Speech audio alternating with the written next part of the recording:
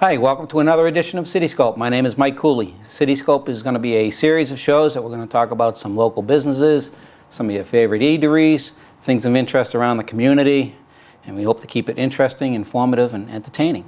Joining with me today is Bridgett McAlice from Mass Wildlife, and Bridget's brought along a couple of friends here.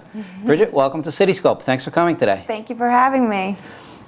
A couple of things I wanted to talk about was what we find with wildlife here in the community, what to expect, what to see, or what to do if you look out your backyard some morning and you might see a coyote in your backyard or a bear and things like that. Why don't you first start off by telling me a little bit about Mass Wildlife, what you do for the organization and what the organization does for cities like Leominster. Well, Mass Wildlife is an acronym for Massachusetts Division of Fisheries and Wildlife, and we manage numerous acres of wildlife management area, and we also stock fish like trout and stock pheasants in those management areas and also in town covers and such. And what we do is maintain and manage populations of wildlife, including coyotes, beavers, what else? There's so many things, I can't even start. Bear, of course, anyway, I'm sorry. That's all right. Never been on TV before, I'm sorry. That's okay. I was looking at your website yesterday, and they went through an awful lot of the different animals, like you said, beaver, coyote, pheasant, Yep. bear. Bear was a big one. Do we have a lot of black bear in this area? We do. There are a lot more than previous years. There's numerous wildlife that have been increasing in numbers, such as bear and moose. But we do have a steady population of bear within the area. It was in Fitchburg a few years back that a woman, Fitchburg native, bagged her first bear. Really? And the first bear in Worcester County. So there is a stable population there and, open to hunting that we are managing. I'll tell you a funny story. I was telling Jack just before I came in that I grew up in Quincy, and I wasn't really familiar with a lot of the outdoorsy stuff. I was in Quincy. And I think I held the record for, I think it was a 35-minute mile when I was in high school. I wasn't a real fast runner. And I got my dog, and I was up on Palmer Road, up just outside of Leominster State Forest. And we were probably about a mile in, and the dog was right next to me, and we were walking. He wasn't on a leash or anything. And over in a clearing about probably maybe 100, 150 feet away, I look over, and it was a bear cub. Scared the daylights out of me.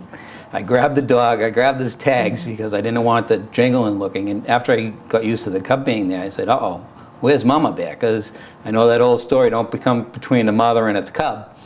And I didn't know if there was truth to that or not, but I really didn't want to stick around to find out. That's so smart. We trotted right back to the car. I couldn't get out of there fast enough. Yeah, it is nerve-wracking. I didn't know that we even had bear up in this area. Yep, there are black bears, unlike the grizzlies or brown bears that get a lot of video footage and a lot of coverage Right. in the western part of the country. Mother bear, black bears are protective of their cubs, but generally their first course of action is to run up a tree, is to put them up a tree. They're proficient climbers, bears. They're up in trees all the time. Sometimes they'll stay there for weeks. I'm glad I didn't try to go up a tree. Yeah, they'll definitely beat you. You would not outclimb them. but they're not dangerous. Like out in West, they actually have people wear bells on them when they go hiking so that the bear will know them from a far distance and steer clear. But black bears around here are scared off easily. They're more scared of you than you are of them. Want to bet? But they're beautiful animals, and there's never been an attack of a black bear on a person. And they're great, beautiful animals. But it's important you go with the sign that they have at Clark's, don't feed the bears. No, absolutely. That's very important. Bird feeders are one thing that we're trying to get people to not, where there's a lot of bear, is to take them down because they're attracted to the bird seed, and they will just stick around and eat the bird seed for as long as they like. In Northampton, we have a population of bear there that have been tracked for many years, and they're not going in. They den under people's porches, and they're in residential neighborhoods, and they love the bird feeders, and people just won't take them down. They outright refuse, so you can't force them to. But Sure. those bears aren't going anywhere. Now, what about, say, in this area we have a lot of farm stands, Bart's Farm, Gold's Farm, and a lot of people plant. Are the bears much of a threat to, if you're growing crops in your backyard, tomato plants and like that? They'll get into the corn crops. Same with raccoons and coyotes sometimes, but I wouldn't consider them a threat to Not a threat. No. Speaking of coyotes, what do we have here? Yeah, this is a coyote right here. We have him in the Westboro office, and I just thought I brought him in. He's pretty cool looking. Coyotes are everywhere, and again, it's very important to tell the public not to secure their trash and don't feed coyotes, because one of an instance in '98 where a 3-year-old child got attacked by a coyote. It was a coyote that had been fed for numerous months and was getting used to being around people, and that's when you put the public in danger. Then they become no longer, they're not afraid of people. They're not afraid of people, and they become aggressive. And there's an instance in Berry Falls right now where people are feeding a fox that the fox hasn't attacked anyone, and it seems relatively healthy and safe, but the instance may come when it becomes bolder and may nip somebody. Right. So we're at we don't want to hurt any animals, but people don't realize that when they're feeding a wild animal, they become, they lose the ability to hunt for themselves. They're doing more harm than good. They're doing a lot more harm than good, and it could come down to us having to destroy the animal, because Right. when we do, you can't relocate animals because it causes more problems. But so it's an issue, and people should be aware that they're hurting the animal more than helping them. Now, a coyote like this, how old would this coyote be? This looks like about 3 years old. Is that about the height, the size of This the is a average coyote that full-grown you'd see around coyote. here? Sometimes they can get bigger, and they have bushy fur, so sometimes they look a lot bigger than they actually are. They're around the size of a medium dog, and people are concerned about. Where'd you go? Yeah, most of the time you'll just see them darting off into the distance, and you shouldn't be concerned about your children. I'm sure I've gotten phone calls that said, I saw a coyote in my neighborhood, I'm afraid to let my kid outside, and you shouldn't be for the most part. They don't view children as a food source. They do view cats as a food source though, so we recommend keeping your cats indoors, not only to protect them, but also protect songbirds and mice, which are food for coyotes. So not only are you putting your cat into the food chain when you put them outside, but you're also reducing a coyote's natural food source, mice and birds and such. Now, if you come across a coyote in the woods, are they going to pretty much run from you? Yeah. Same as a bear, make some noise? Yeah. Sometimes they'll defend their territory if you have a dog with them. So it's important to keep your dog on a leash and because I do that now. Yeah, yeah. Good idea. There's a situation in Upton State Forest where there's a family of coyotes that are protecting their territory, and people will bring their dogs in there without a leash and they'll get chased. So just to be aware that you're sharing this environment with other animals. And the same thing, will coyotes go after bird feeders? And Yep, well, bird feeders attract, well, they'll eat the bird seed, I think, but more importantly, the bird seed will attract rodents and other animals that they eat. then that part of the food chain. Exactly. Yeah.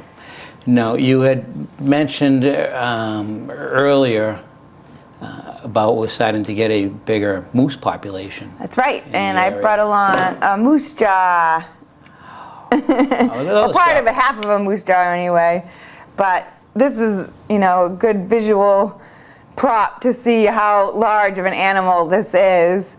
And it's important in this area for people to go slow on Route 2 at night. There have been accidents and there has been one fatality.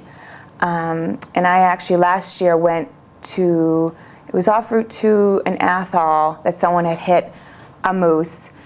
And the moose, what happens is they're so tall, when a car hits their legs, their legs get kicked out from under them, and the body goes through the windshield. Goes right up over the hood. And luckily, no one was hurt in that accident, but it was sort of freaky because usually this man picks up his girlfriend at work and they're in the car at that time together, but she ended up getting a ride that night. And what happened was when the moose went through the windshield, its rear end landed right in the passenger seat. Wow. With the rest of the body hanging out. So it could have been a fatal accident. So it's important to go slow on Route 2, and it's difficult to see moose because their natural response to being in danger is to stay still because they're such a big animal that they don't have many predators around here. And that's their natural defense. So when they see a car, they don't move. And they're dark, so you can't see them. The same thing with the deer that you see. So many deer. Wow, look at the teeth on this. Yeah, it's almost the exact same jaw as a deer jaw, which we can use for aging. Bull moose hit by car. Route 122 in Paxton, 7201. Yep, so the moose population is increasing around here. There's a lot more forested area than there used to be, 100 years ago when it's all agricultural land. So Now, I see a lot of deer on the road, and it's the same thing. Deer are quick, and they'll move. they'll get frozen in the headlights, though. They will kind of just stand there, so you have to be careful. Now, I notice, I commute back and forth to Quincy every day, and I notice going down on a stretch of 128 in Dedham, where they built the jail, and there's a lot of forest and land there. And sometimes you can see the deer right out, literally maybe 5-6 feet from the highway, and it's like they've become so accustomed to the cars now, Yeah. they don't even flinch. Nope. They'll sit there and nibbling on grass, and they don't even flinch at all with the cars driving by at 60, 70 miles an hour. Yeah, we had a doe that was in a big median strip for a while, a month or so, and people were getting phone calls. I think he's trapped, but he's not, and he got in there on his own. He'll most likely get out there safe on his own. Now, wild turkeys. You have a picture of a turkey here. Yes, it's a beautiful picture. We have more and more wild turkeys. Taken by our resident photographer, Bill Byrne, right near our office actually in West Boylston. And you can see in this picture that its head is bright red, and that's during the mating season where he's putting on his best colors and looking his best. And this is Tom, obviously. Tom turkey. Tom turkey. And turkey population, again, when Massachusetts was all agricultural land, their habitat was taken away. So they were extirpated from Massachusetts, basically. I think 1830 was the last, not the last, but back then the last turkey was seen at around 1830. So when the forest lands started coming back, Mass Wildlife took some turkeys in New York and put them in Western Mass, and their population grew. And then we also, and then also they came down from Vermont and New Hampshire, and then that's how the population of turkeys started coming back. Now, the wild turkeys, they get pretty big. Can they fly? They can't fly. Can or cannot? Can. Can. Yes, they can fly, but not great distances. What they do is they can fly up to a tree, and they roost there for the night for protection. So they're roosting in a tree at night, and they come down to forage during the day. So they can't fly off like the Canada geese? No, not like on WKRP where they drop turkeys from the helicopter. Do you remember that show? I don't know. You never heard that one before? I have, when turkeys fly. Now, what about feeding turkeys? Does that go the same as all other wildlife? Yeah. Shy away from feeding them? Yeah, it's never a good idea to feed wildlife. Turkeys can get aggressive as well. During the mating season, the males, that whole pecking order thing that most birds have, well, they'll be aggressive towards humans as well if they view them as subordinates. So right. It's never a good idea to have wildlife around you. It just causes problems. So I would suggest not to feed. Let wildlife stay in the wild. Yeah, let wildlife stay wild. Exactly. Now we've got some of our furry friends here. Yeah, fur bears, which we manage as well. What do we have there? Well, this is a beaver pelt. This was basically, beaver pelts helped establish Massachusetts, and during the colonial time, used to sell and trade. To back to England, brought in a lot of money in this area back then. Trapping still goes on. The traps that trappers are allowed to use have changed, and therefore trapping has lost a lot of its appeal to those that were brought up trapping. Right. Now you hear a lot about the beaver population where they build up dams and the rivers start to overflow and people's backyards are getting flooded and like that. Yeah, the beaver population has gone up significantly. Like I said, the traps that trappers are allowed to use have changed. They're a lot more cumbersome, heavy, more difficult to use, and less efficient. Therefore, people aren't trapping as much, and that's why there's so many more. You can see so many more beaver problems, and it's a shame because this is just a renewable resource. Yeah, it's beautiful. And now it's being instead of a beaver being viewed as a renewable resource, a beautiful animal, it's now being viewed as a pest. As a pest. And it's a shame that law got changed in '98 for that changed the trapping. For the trapping. Yeah. So I can go on about the new regulations now, but that's pretty boring. That's all right. What else do we have here for other furs? We got two different coyotes. Oh, you got unwired here. Oops. I'm sorry. You wire yourself up and I'll help you with your coyotes. Oh, okay. How do I look, Kevin? I don't know where it went. Is this it? Yeah, that's it. Oh. So yeah, that's two different colorings of coyotes. That's a blonde one, and the other one's a black one. Now these are a good size. Yep, they're adults, and I don't know when those were taken. There's been them around for a while.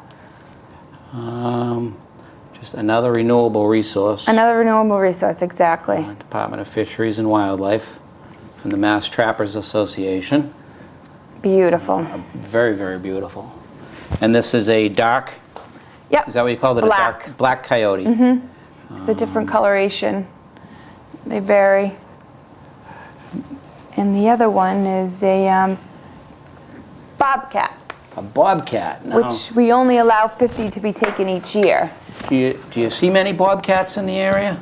No, there's not that many that are seen. They're pretty secretive and live in very rural areas, but they are seen. I don't know. They're seen by some. I've never seen one, but what would we have around here? Like say Leominster State Forest and like that. Are they fisher cats?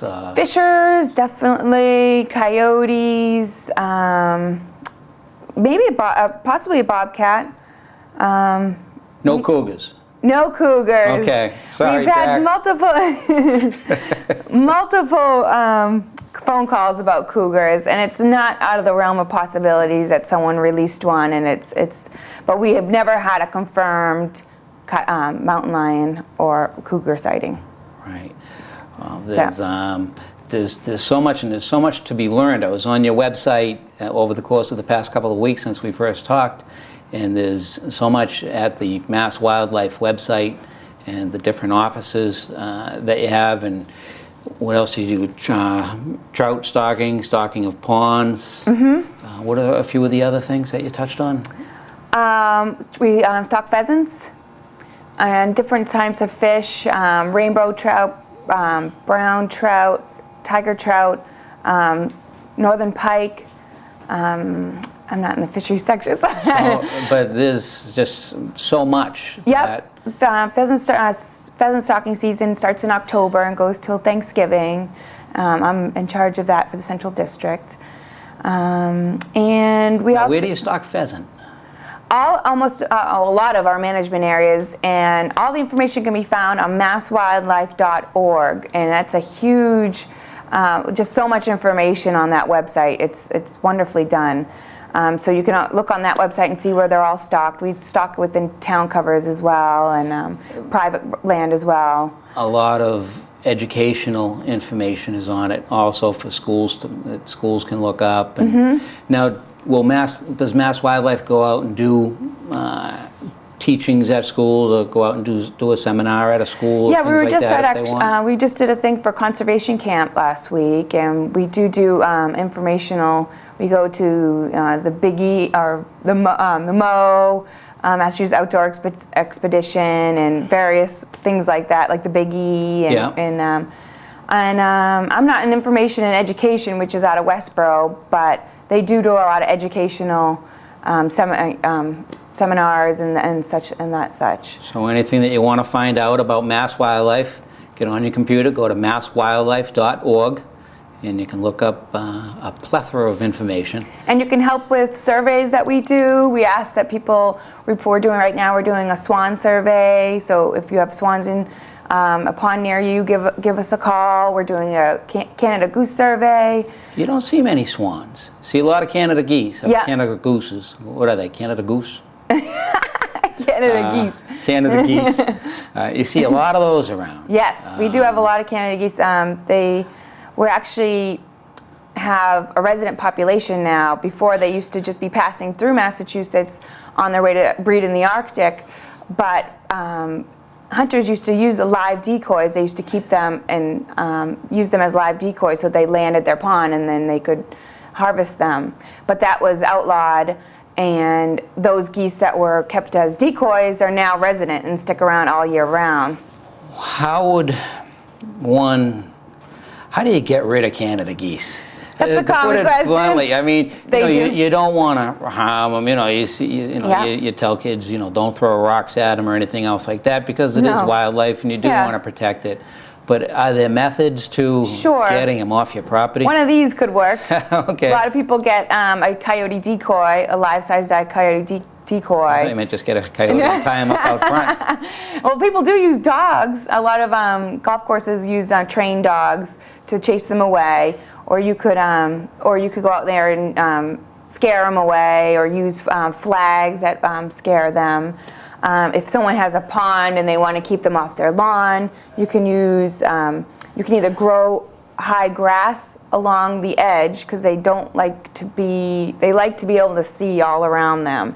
A low fence, 3 feet will work, because they won't fly over the fence. They like to walk to where they. That's what I was going to say. A friend of mine has a yard right up the street, and he had a big problem with them. And I think he said he just put a string along the water's edge. Yep, that'll work. Tied a few pieces of ripped sheet off of it, and that's all you really need. That was it. Got rid of them. And we do have that was my helpful tip from Ernie Rooney. Well, thank you, Ernie. We get a lot of phone calls about that, so that helps probably. We have a hunting season we have 2, early and late, which specifically target the resident goose population, because it's quite high right now, and we're trying to, but the hunting isn't quite keeping up with what we need. Yeah. We need to take about 35% of the goose population to lower it. I didn't know that you even hunted goose. Yeah, I've never eaten it, but it's supposed to be really tasty meat. Wow. Yeah. Great. Well, I appreciate you coming in today. You're welcome. That was a quick half hour. Yeah. the coyote is very interesting. And again, to get more information, check out the website at masswildlife.org. There's plenty of information to be learned. And we also have a publication that you can order, which is very cheap, $10 for 2-year subscription. Very informative, so you can go to that website as well to order it. Get it. This is the neighborhood. This is the neighborhood. Everybody should be concerned about your wildlife. Don't feed the animals. You're not doing them any service by feeding them. Keep the wildlife wild. We got a few other things coming up on Cityscope. Next week we'll be talking about the monument project, and from then we'll be going on and continuing the raffle for the monument. So get your tickets now for a chance to win either $15,000 or a new Ford pickup truck. That's about it. That's going to wrap it up from Cityscope. Thank you very much for coming today. Thank you for having me. And you've been watching Cityscope on LATV. Thanks for joining us today.